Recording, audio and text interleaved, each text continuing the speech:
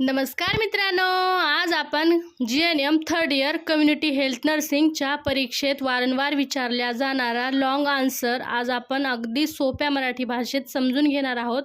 हे प्रश्न मागील अनेक वर्षाच्या प्रश्नपत्रिकेमध्ये विचारले गेलेले आहेत, त्यामुळे प्रश्न परीक्षेसाठी खूप महत्त्वाचे आहेत। व्हिडिओ शेवटपर्यंत बघा, कारण मी उत्तर हेडिंगसह पॉईंट टू पॉईंट आणि ते कसे लिहायचे हे देखील सांगणार आहेत आणि एक्झाम टिप तुम्हाला मी लास्टला देणार आहे। चला तर व्हिडिओला सुरुवात करूया। आजचा आपला पहिला प्रश्न आहे पुनर्वसन रिहॅबिलिटेशन। पुनर्वसन रिहॅबिलिटेशन म्हणजे आजार, अपघात किंवा अपंगत्वामुळे कमी झालेली शारीरिक, मानसिक किंवा सामाजिक क्षमता पुन्हा मिळवून व्यक्तीला स्वावलंबी बनवण्याची प्रक्रिया होय। तर पुनर्वसन म्हणजे काय? आजार, अपघात किंवा अपंगामुळे कमी झालेली शारीरिक, मानसिक आणि सामाजिक क्षमता ती पुन्हा मिळवून व्यक्तीला स्वावलंबी बनवणे, यालाच काय म्हणतात? पुनर्वसन। तर आपण पुनर्वसनाचे उद्देश पाहूया काय काय आहे। नंबर 1चा उद्देश आहे व्यक्तीला स्वावलंबी बनवणे। नंबर 2 आहे शारीरिक व सामाजिक क्षमता सुधारणा करणे। नंबर 3 आहे समाजात पुन्हा सामावून घेणे। नंबर 4 जीवनाची गुणवत्ता वाढवणे, अपंगत्वामुळे येणाऱ्या अडचणी कमी करणे। तर काय आहे पुनर्वसनाचे उद्देश? व्यक्तीला स्वावलंबी बनवणे, शारीरिक व सामाजिक क्षमता सुधारणा करणे, समाजात पुन्हा त्यांना जे काही झालं आहे ते विसरून त्यांना पुन्हा समाजामध्ये सामावून घेणे, जीवनाची त्यांची गुणवत्ता वाढवणे, अपंगत्वामुळे येणाऱ्या अडचणी कमी करणे। तर आपण पुनर्वसनाचे प्रकार पाहूया। नंबर 1चा आहे वैद्यकीय पुनर्वसन। याच्यामध्ये औषध उपचार आणि फिजिओथेरपी हे येतं। शारीरिक पुनर्वसनमध्ये काय काय करणार? त्या व्यक्तीला व्यायाम करण्यास सांगणार, कृत्रिम अवयव जर काही आवश्यकता असेल तर वापर करून ते अवयव त्याला। तिसरा नंबर आहे मानसिक पुनर्वसन। समुपदेशन करणे, मानसिक आधार देणे। सामाजिक पुनर्वसन, समाजात पुन्हा सामावून घेणे। व्यावसायिक पुनर्वसन, नोकरी, काम शिकवणे। तर अशा प्रकारे 5 प्रकार आहे पुनर्वसनाचे: वैद्यकीय पुनर्वसन, शारीरिक पुनर्वसन, मानसिक पुनर्वसन, सामाजिक पुनर्वसन आणि व्यावसायिक पुनर्वसन। तर त्याची आपण प्रस्तावना पाहिली, उद्देश पाहिले, प्रकार पाहिले। आपण त्याचे महत्त्व पाहूया। पुनर्वसनाचे महत्त्व काय आहे? तर नंबर 1चं पुनर्वसनाचं महत्त्व आहे व्यक्ती आत्मनिर्भर बनते, कुटुंबाचा भार कमी होतो, समाजात समान स्थान मिळतो, मानसिक आत्मविश्वास वाढतो। तर पुनर्वसनाचे महत्त्व काय आहे? व्यक्ती आत्मनिर्भर बनतो, कुटुंबाचा आधार कमी होतो, समाजात समान स्थान मिळतो, मानसिक आत्मविश्वास वाढतो। निष्कर्ष काय आहे ते पाहूया। पुनर्वसनामुळे अपंग किंवा आजारी व्यक्ती पुन्हा सामान्य जीवन जगू शकते आणि समाजाचा सक्रिय भाग बनतो। तर निष्कर्ष काय आहे? पुनर्वसनामुळे अपंग किंवा आजारी व्यक्ती पुन्हा सामान्य जीवन जगू शकतो आणि समाजाचा सक्रिय भाग बनतो। तर एवढंच आहे पुनर्वसनामध्ये। तर आपण काय काय पाहिलं पाहूया। पुनर्वसनामध्ये पहिलं आपण पाहिलं त्याची थोडक्यात प्रस्तावना, नंतर त्याचे उद्देश पाहिले। 5 उद्देश आहे त्याचे: शारीरिक स्वावलंबी बनवणे, शारीरिक व सामाजिक क्षमता सुधारणा करणे, समाजात पुन्हा सामावून घेणे, जीवनाची गुणवत्ता वाढवणे। अशा प्रकारे त्याचे उद्देश आहे। त्याचे प्रकार 5 आहे: वैद्यकीय, शारीरिक, मानसिक, सामाजिक, व्यावसायिक। असे प्रकार झाल्यानंतर त्याचे आपण महत्त्व पाहिले। महत्त्व पाहिल्यानंतर निष्कर्ष पाहिला। आता हे प्रश्न खूप इम्पॉर्टंट आहे, बऱ्याच प्रिवियस पेपरमध्ये आलेला आहे प्रश्न, तर करून ठेवा। आता आपण दुसरा प्रश्न पाहूया। दुसरा प्रश्न आहे युनिसेफ। युनिसेफ म्हणजे काय? United Nation International Children's emergency Fund. UNICEF याची स्थापना 1946 वर्षी झाली। याचे मुख्यालय न्यूयॉर्क, अमेरिकामध्ये आहे। याचे पूर्ण नाव युनायटेड नेशन चिल्ड्रन्स फंड, मराठीत नावयुक्त संयुक्त बाल निधी आहे। तर युनिसेफची स्थापना 1946 वर्षी झाली. याचे मुख्यालय न्यूयॉर्कमध्ये आहे, अमेरिकामध्ये. त्याचं पूर्ण नाव United Nation children's emergency fund असं त्याचं पूर्ण लॉंग फॉर्म आहे. आणि ही जी संस्था आहे ना, ती फक्त बालकांसाठी जास्त करून काम करते. तर या संस्थेचे आपण उद्दिष्टे पाहूया काय आहे. तर नंबर 1चं उद्दिष्ट आहे बालकांचे आरोग्य सुधारणा, माता व बाल संरक्षण, कुपोषण कमी करणे, शिक्षणाचा प्रसार, लसीकरण कार्यक्रम राबवणे. तर याचे उद्दिष्टे नंबर 1 आहे बालकांचे आरोग्य सुधारणे, माता बाल संरक्षण करणे, कुपोषण कमी करणे, शिक्षणाचा प्रसार करणे, लसीकरण कार्यक्रम राबवणे. तर युनिसेफचे कार्य काय आहे ते पाहूया. नंबर 1 आहे बाल आरोग्य संरक्षण. युनिसेफचे कार्य पाहिल्यावर नंबर 1 आहे त्याच्यामध्ये बाल आरोग्य संरक्षण, बालकांना आवश्यक आरोग्य सेवा उपलब्ध करून देणे. नंबर 2 आहे लसीकरण कार्यक्रम, गोवर, पोलिओ इत्यादी रोगाविरुद्ध लसीकरण मोहीम राबवणे. नंबर 3 आहे कुपोषण प्रतिबंध, बालकांना पोषक आहार व जीवनसत्व उपलब्ध करून देणे. नंबर 4 आहे शिक्षणाला प्रोत्साहन. तर काय आहे युनिसेफचे कार्य? बाल आरोग्य संरक्षण करणे, बालकांना आवश्यक त्या सेवा उपलब्ध करून देणे, त्यांना लसीकरण कार्यक्रम राबवणे, गोवर, पोलिओ इत्यादी रोगाविरुद्ध लसीकरण मोहीम राबवणे, कुपोषण प्रतिबंध करणे, बालकांना पोषण आहार व जीवनसत्वे उपलब्ध करून देणे, शिक्षणाला प्रोत्साहन देणे, गरीब व गरजू लोकांना शिक्षणासाठी मदत करणे. अशा प्रकारे युनिसेफचे कार्य आहेत. अजून पुढे पण आहेत कार्य. स्वच्छ पाणी व स्वच्छता, स्वच्छ पाणी व स्वच्छता, स्वच्छ पिण्याचे पाणी व स्वच्छता सुविधा उपलब्ध करून देणे, आपत्तीमध्ये मदत, पूर, दुष्काळ, युद्ध इत्यादी परिस्थितीत बालकांना मदत करणे, माता आरोग्य सेवा, गर्भवती माता व मातांना आरोग्यविषयक मदत करणे, घोषवाक्य प्रत्येक बालकासाठी उत्तम भविष्य. तर युनिसेफमध्ये काय काय काय आहे? जास्त काही नाही, फक्त युनिसेफचे उद्दिष्टे आणि कार्य आहे. त्याची याचं लॉंग फॉर्म लिहायचं. लॉंग फॉर्म लिहिल्यानंतर त्याचे उद्दिष्ट काय काय आहे? बालकांचे आरोग्य सुधारणे, माता बाल संरक्षण, कुपोषण कमी करणे, शिक्षणाचा प्रसार, लसीकरण कार्यक्रम राबवणे. युनिसेफचे कार्य बाल आरोग्य संरक्षण, लसीकरण कार्यक्रम, कुपोषण प्रतिबंध, शिक्षणाला प्रोत्साहन. आणि 5वा आहे स्वच्छ पाणी व स्वच्छता आणि आपत्तीमध्ये मदत करणे, माता आरोग्य सेवा. अशा प्रकारे होता हा युनिसेफ पण बऱ्याच प्रिव्हियस पेपरमध्ये पाहिलेला आहे. तर आजचा पुढचा प्रश्न पाहूया आपण. पुढचा प्रश्न आहे राज्य कर्मचारी विमा योजना कायद्याचे फायदे. तर काय आहे? ESI राज्य कर्मचारी विमा योजना कायद्याचे फायदे. याच्यामध्ये ESI म्हणजेच एम्प्लॉई स्टेट इन्शुरन्स कॉर्पोरेशन असं आहे त्याचं लॉंग फॉर्म. माझं चुकलं, इथे थोडं करेक्शन करून घ्या, इथं C राहिलं होतं. ESIC म्हणजे employee state insurance corporation.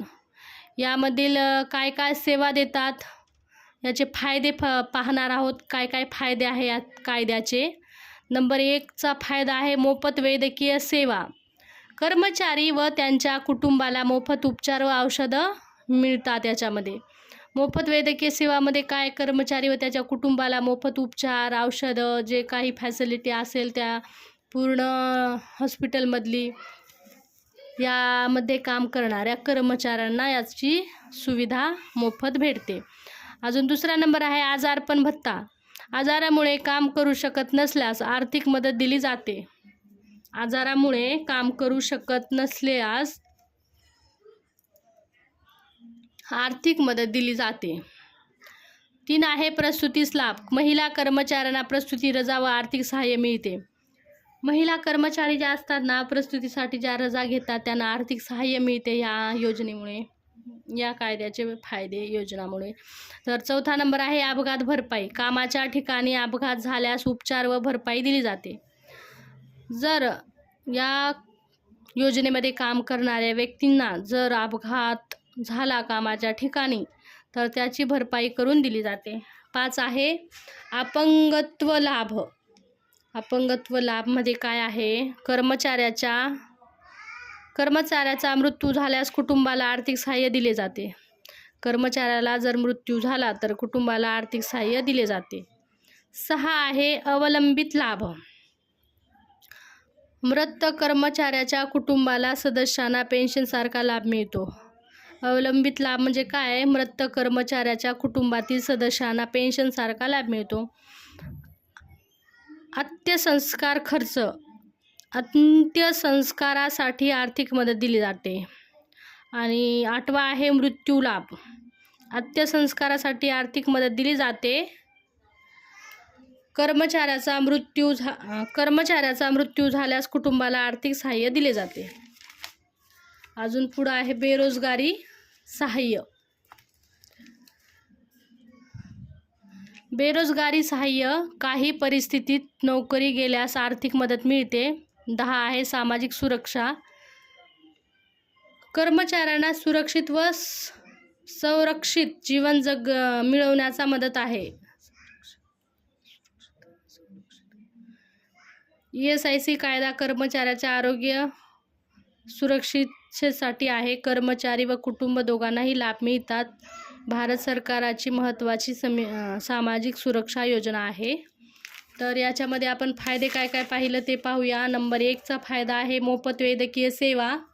Number 2 आहे आजारपणाचा भत्ता. नंबर 3 आहे प्रसूती लाभ. 4 आहे अपघात भरपाई, अपंगत्व लाभ, अवलंबित लाभ, अंत्यसंस्काराचा खर्च, मृत्यू लाभ, बेरोजगारी सहाय्य आणि सामाजिक सुरक्षा. हे पण प्रश्न खूप इम्पॉर्टंट आहे. याची पण तयारी करून ठेवा. तुम्हाला जर अजून कोणते प्रश्न माहीत असेल तर तुम्ही कमेंटमध्ये सांगा मला. मी तुम्हाला ते पण प्रश्न घेऊन येईल. पुढचा प्रश्न पाहूया आपण. राष्ट्रीय ग्रामीण आरोग्य अभियान हा तर खूप इम्पॉर्टंट आहे. प्रॅक्टिकल पण आणि एक्झामसाठी पण खूप महत्त्वाचा आहे. तर राष्ट्रीय आरोग्य अभियान म्हणजे NRHM, नॅशनल राष्ट्रीय ग्रामीण आरोग्य अभियान. नॅशनल रूरल हेल्थ मिशन म्हणजे NRHM, राष्ट्रीय ग्रामीण आरोग्य अभियान. याची स्थापना वर्ष 2005 साली भारत सरकाराद्वारे सुरू करण्यात आली. तर नॅशनल रूरल हेल्थची स्थापना कधी झाली? 2005 साली ही योजना आली. तर त्याला काय नाव आहे? राष्ट्रीय ग्रामीण आरोग्य अभियान. ही भारत सरकाराद्वारे सुरू झाली आहेत. यामुळे बऱ्याच प्रॉब्लेम आहेत ना त्या कमी झाल्या आहेत. माता बाल आरोग्य सुधारले आहेत. लसीकरणामध्ये वाढ झाली आहे. आशाची नियुक्ती केली आहे. कुपोषण कमी. ही संस्था बरेच काही काम केलेले आहेत. आपण त्याचे उद्दिष्ट पाहूया काय काय आहेत. तर नंबर 1चं उद्दिष्ट आहे ग्रामीण भागातील लोकांना चांगल्या आरोग्य सेवा उपलब्ध करून देणे. माता व बाल मृत्यूदर कमी करणे. संसर्गजन्य रोगाचे नियंत्रण करणे. उद्दिष्ट काय काय आहे राष्ट्रीय आरोग्य अभियानाचे? ग्रामीण भागातील लोकांना चांगल्या आरोग्य सेवा उपलब्ध करून देणे, माता व बाल मृत्यूदर कमी करणे, संसर्गजन्य रोगाचे नियंत्रण करणे. आणि राष्ट्रीय ग्रामीण आरोग्य अभियानाचे कार्य पाहूया आपण. काय काय कार्य म्हणजे कोणकोणते काम करतात हे राष्ट्रीय ग्रामीण आरोग्य अभियान काय काय कार्य करतात ते पाहूया. पहिलं कार्य आहे प्राथमिक आरोग्य सेवा सुधारणा. पहिलं कार्य काय आहे? प्राथमिक आरोग्य सेवा सुधारणा. यामध्ये ग्रामीण भागातील प्राथमिक आरोग्य केंद्र मजबूत करणे. तर याच्यामधील ग्रामीण भागातील प्राथमिक आरोग्य केंद्र जे आहे ते मजबूत करणे. माता व बाल आरोग्य, गर्भवती माता व बाल आरोग्य, गर्भवती माता व बालकांना आरोग्य सेवा देणे. गर्भवती माता व बालकांना आरोग्य सेवा देणे. नंबर 3 आहे लसीकरण कार्यक्रम. बालकासाठी नियमित लसीकरण मोहीम राबवणे. 4 आहे आशा सेविका नियुक्ती. ग्रामीण भागात आशा कार्यकर्ता मार्फत आरोग्य सेवा पोहोचवतात. 5वं आहे कुपोषण कमी करणं. मुलांमधील कुपोषण कमी करण्यासाठी कार्यक्रम राबवणं. स्वच्छता व जनजागृती. स्वच्छता, पोषण व आरोग्य शिक्षणाबाबत स्वच्छता व जनजागृती. स्वच्छ, पोषण व आरोग्य शिक्षणाबाबत जनजागृती करणे. अजून पुढं आहे रोग नियंत्रण.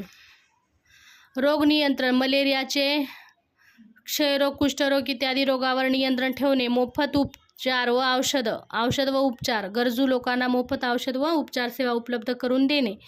तर काय काय अभियानामध्ये कार्य केले जाते? प्राथमिक आरोग्य सेवा सुधारल्या जातात.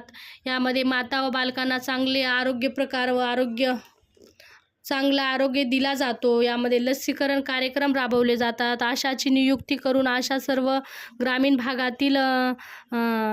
भागातील गरजू लोकांना व गरीब लोकांपर्यंत ज्या काही सुविधा, शिबिरे वगैरे आले आहेत ती पोहोचवण्याचे आशा कार्य करत असते. बालकांमधील कुपोषण कमी करणे. अशा प्रकारे स्वच्छता व जनजागृती, लोकांना आरोग्य शिक्षण देणे, स्वच्छताबद्दल सांगणे, त्याच्याबद्दल जनजागृती करणे. अशा प्रकारे कार्य ही राष्ट्रीय ग्रामीण आरोग्य अभियानांतर्गत केली जाते. अजून पुढं आहे रोग नियंत्रण.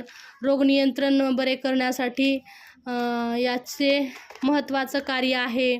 मोफत औषध व उपचार. गरजू लोकांना मोफत औषध व आरोग्य सेवा उपलब्ध करून देतात. NRHMचे फायदे काय आहेत? नॅशनल रूरल हेल्थ मिशनचे फायदे काय आहे पाहूया. NRHM फायदे: ग्रामीण भागातील आरोग्य सेवा सुधारल्या. नंबर 2, माता व बालमृत्यूदर कमी झाला. बालमृत्यूदर कमी झाले. आरोग्य सुविधा गाव पातळीपर्यंत पोहोचवल्या. परीक्षेसाठी महत्त्वाचे मुद्दे आहे तुम्हाला. नॅशनल रूरल हेल्थ मिशनची सुरुवात 2005 झाली. ग्रामीण आरोग्य सुधारण्यासाठी महत्त्वाची योजना आहे. आशा सेविका ही योजनेचा महत्त्वाचा भाग आहे. राष्ट्रीय आरोग्य अभियानांतर्गत कार्यक्रमामध्ये आशाची खूप महत्त्वाची भूमिका आहे. ही एक त्याचा कणा म्हणेल तरी चालेल. गावागावापर्यंत ज्या सुविधा आल्या आहेत आशा जाऊन पोहोचवते. आपण आशाच्या वर पण एक व्हिडिओ घेऊन येणार आहोत, खूप इम्पॉर्टंट आहे. तर काय काय पाहिलं आपण याच्यामध्ये पाहूया. राष्ट्रीय आरोग्य अभियानाची सुरुवात कधी झाली, त्याचे उद्दिष्ट काय काय होते. ग्रामीण भागातील लोकांना चांगल्या आरोग्य सेवा उपलब्ध करून देणे, माता बाल मृत्यू कमी करणे, संसर्गजन्य रोगाचे नियंत्रण करणे. मग राष्ट्रीय आरोग्य अभियानांतर्गत आपण कार्य काय आहे ते पाहिलं. प्राथमिक आरोग्य सेवा सुधारणा, माता बाल आरोग्य, लसीकरण कार्यक्रम, आशा सेवा नियुक्ती, कुपोषण कमी करणे, स्वच्छता, जनजागृती, रोग नियंत्रण, मोफत औषधं. अशा प्रकारे सर्व त्यांचे कार्य पाहिले, त्याचे फायदे पाहिले, परीक्षेसाठी महत्त्वाचे मुद्दे पाहिले. तर मित्रांनो, जर तुम्हाला व्हिडिओ आवडला असेल तर व्हिडिओला लाईक करा, नर्सिंग मित्रांपर्यंत शेअर करा आणि चॅनलला सबस्क्राईब करा. एक्झामसाठी तुम्हाला टिप आहे. हे प्रश्न 5 किंवा 10 मार्कासाठी आले तर वरील तुम्ही हेडिंग वापरून उत्तर लिहा. त्यामुळे तुम्हाला चांगले मार्क मिळू शकतात.